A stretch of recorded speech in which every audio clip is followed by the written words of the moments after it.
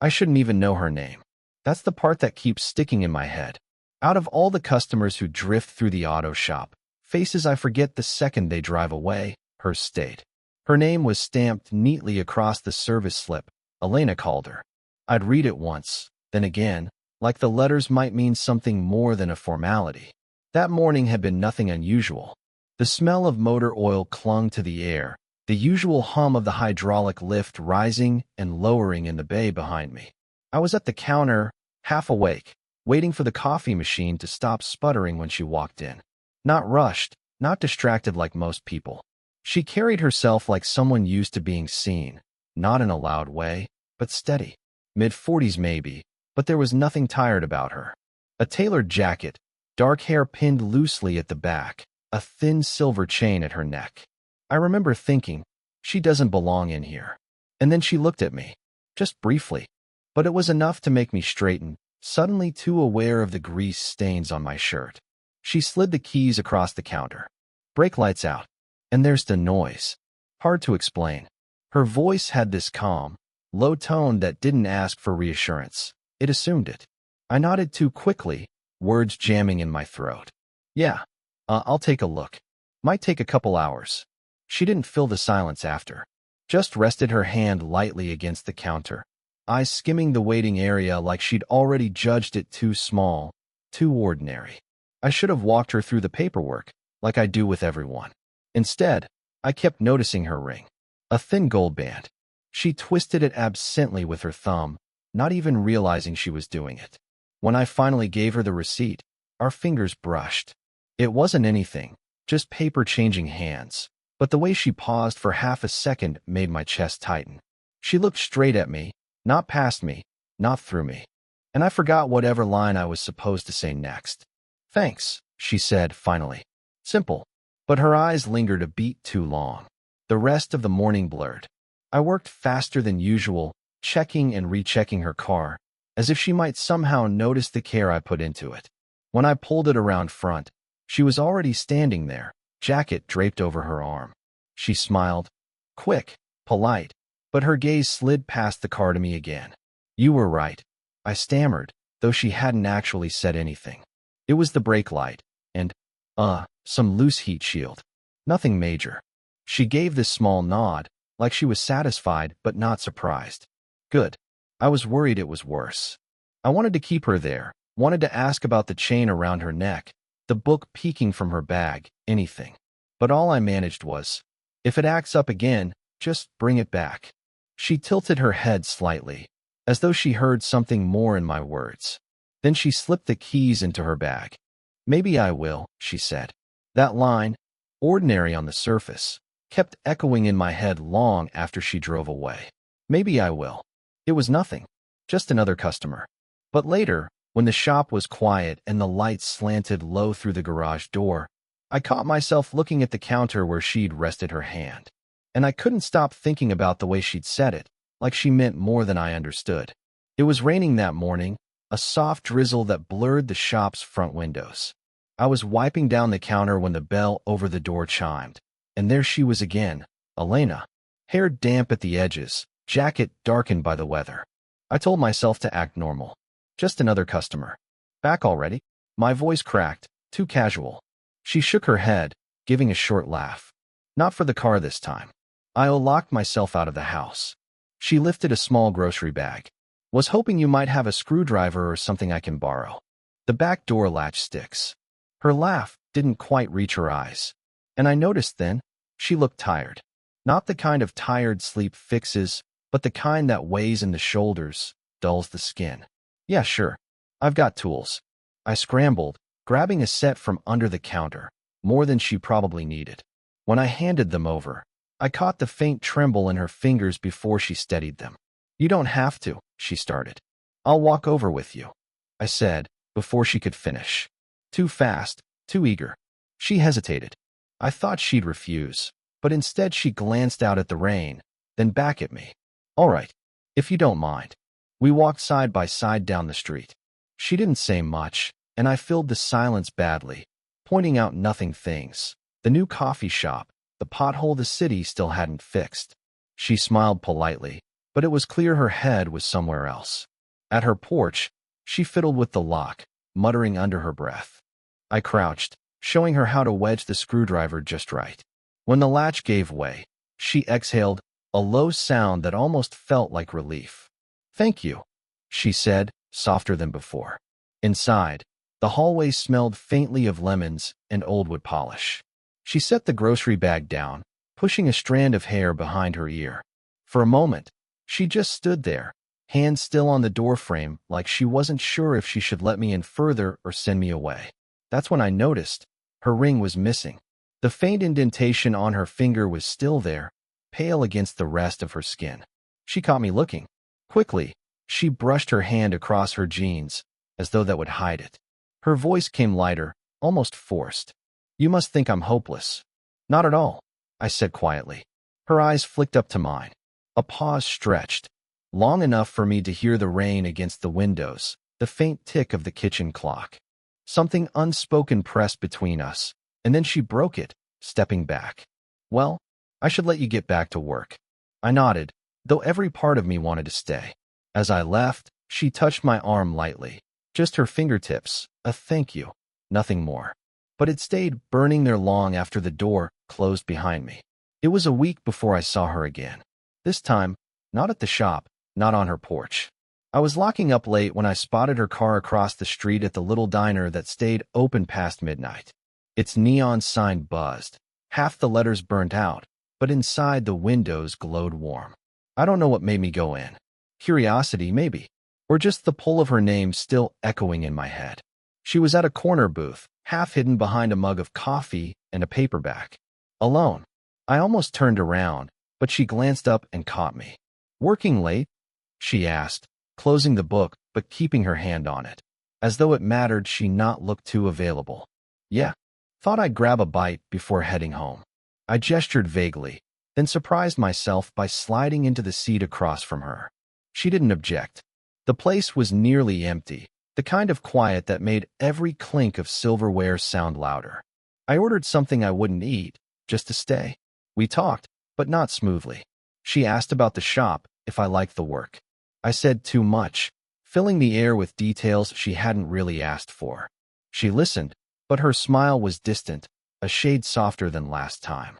Then she laughed at something, a small, unguarded sound that caught me off guard. Her hand brushed the edge of the table, fingers tapping lightly, as if keeping rhythm with a thought she wouldn't share. I noticed how tired she looked under the diner's harsh lights. Lines faint at the edges of her eyes, not unkind, but lived in. She wrapped both hands around her mug as though for warmth, and in that moment, she seemed breakable in a way I hadn't expected. Before I could stop myself, I said, "You don't seem happy." The words landed harder than I meant. She froze, eyes flicking up sharp. For a second, I thought she'd leave. Instead, she let out a breath. "That obvious?" It was the first thing she'd said that felt entirely unfiltered. The air between us shifted. I wanted to ask everything, to push past the wall she was finally letting slip. But her phone buzzed on the table. A name flashed across the screen, Mark. She stared at it, jaw tight, then flipped the phone over without answering. "Sorry," she murmured, shaking her head as if brushing it away. Silence stretched. The storm outside had picked up, rain hammering against the glass. I could feel my knee almost touching hers under the booth. She didn't move it. I thought about reaching for her hand, about saying something reckless, something I couldn't take back. My mouth opened, and then the waitress arrived with my plate, setting it down too loudly. The spell snapped. Elena smiled, polite again, retreating into that careful version of herself. But as I walked her to her car later, she paused, looking at me like she wanted to say something. Her lips parted, then closed again. "Good night," she said instead. I watched her drive off, my hand still curled at my side, fingers aching with everything I hadn't done. She came by the shop after closing, headlights cutting across the empty lot. I'd been sweeping, the smell of oil and dust clinging to me, when I heard the car door shut. Elena stood there, jacket pulled tight, eyes shadowed in the dim light. "Am I interrupting?" she asked. I shook my head, throat suddenly dry. "No, just finishing up." She stepped inside, the sound of her heels on the concrete echoing too loudly in the stillness. She didn't hand me keys this time, didn't have an excuse to be there. She just leaned against the counter, staring at the floor like she was measuring her own footsteps. I didn't know where else to go, she said finally. The words hit me like a weight. She wasn't asking for a fix, not even for help. Just something else. I set the broom aside. You can stay? For a while. We didn't move closer, but the space between us felt charged, like every inch was pulling tight. The shop was too quiet. Only the tick of the wall clock filling the air. After a long silence, she looked up. Her eyes were wet, though she wasn't crying. What are we doing? Her voice cracked just slightly, and it was enough to undo me. I opened my mouth, but nothing came. I wanted to say, I don't know. I just know I can't stop thinking about you. But instead, all I managed was, I don't know either. Her laugh was hollow, brief. This is insane. She stopped herself, shaking her head. You're too young. I'm too. She didn't finish, but the silence filled in the rest. I leaned against the opposite counter, mirroring her distance, though every part of me wanted to cross it. Then why are you here? She didn't answer, just held my gaze longer than she should have. The kind of look that stripped everything else away, until it was just her and me in the half-lit shop, pretending the world outside didn't exist.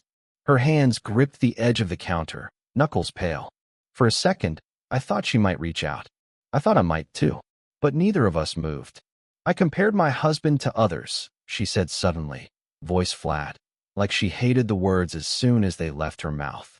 And now he's beyond my reach. Do you understand what that means? I didn't. Not fully. But the way she said it, the way her shoulders trembled, I felt the loss buried inside it. I wanted to tell her she wasn't alone, that I'd been right there, waiting, even if I had no right to. But the words caught in my throat. The silence between us was louder than anything we could have said. Finally, she wiped at her eyes, almost angry with herself. I shouldn't be here. She turned for the door, and before I could stop myself, I whispered, barely audible. Then why does it feel like you're exactly where you're supposed to be? She froze, hand on the handle, shoulders stiff, but she didn't look back. I didn't expect to hear from her again so soon. 2 days later, my phone buzzed during lunch. An unknown number. Can you come by? No name, but I knew. Her house was quieter than last time, curtains half drawn against the afternoon light. She let me in without much of a word, leading me to the kitchen where a bottle of wine sat open on the counter, 2 glasses waiting. I don't usually drink during the day, she said, almost apologizing, though she poured anyway. Her hands were steady, but her eyes weren't. We sat across from each other at the table. She swirled the glass, didn't sip. There's something I haven't told you, she said finally, eyes fixed on the wine. About why this can't. She stopped, pressing her lips together. For a long moment, I thought she'd take it back. Then she reached into a drawer and slid something across the table. A photo, edges worn. A man, younger than her, smiling wide with his arm around her shoulders. He looked maybe 30, full of easy confidence. Her smile in the picture was different too, less guarded, brighter. That's Michael, she said quietly. My brother. He died when he was 24. The air in the room shifted. You remind me of him, she added, voice catching on the last word. I didn't know what to do with that. The comparison landed in my chest like a stone, heavy and unmovable. Not what I'd expected, not what I wanted, but it explained so much. The way she looked at me, the hesitation, the push and pull. I'm sorry, I said, because what else could I say? She shook her head, eyes wet but unbroken. Don't be. You're nothing like him and everything like him at the same time. It's confusing. I sat back, letting her words sink in. My pulse thudded too hard, and I could feel the edges of something I didn't have the right to touch. Grief, memory, longing all tangled together. The silence stretched again, heavier this time. She finally sipped the wine, eyes closing as though it burned. Sometimes, she whispered, I think I look at you just to see if I can still feel something. And then I hate myself for it. Her honesty cracked something open in me. I wanted to reach across the table, to take her hand, to anchor her to now instead of then. But I stayed where I was, fingers curling tight around the stem of my glass. The only sound was the faint hum of the refrigerator, the tick of a clock somewhere in the house. When she finally met my eyes, there was no disguise, no careful smile. Just raw truth. "Tell me," she said, barely above a whisper. "Do you ever feel like you're standing in for someone else's ghost?" The question hollowed me out. I couldn't answer. And yet, in that silence, I knew nothing between us could ever be the same. I didn't go back right away. After her question about ghosts, I walked home with the weight of it pressing into every step. For 2 days, I couldn't think straight. Every thought circled back to her, what she'd said, what it meant. On the third night, rain started again. I found myself outside her house without deciding to. Lights were on in the living room. She opened the door before I even knocked, like she'd been waiting. Neither of us spoke at first. She stepped aside, and I walked in. The house was dim, a single lamp glowing in the corner. The photo of her brother still sat on the table where she'd left it, angled slightly toward the couch.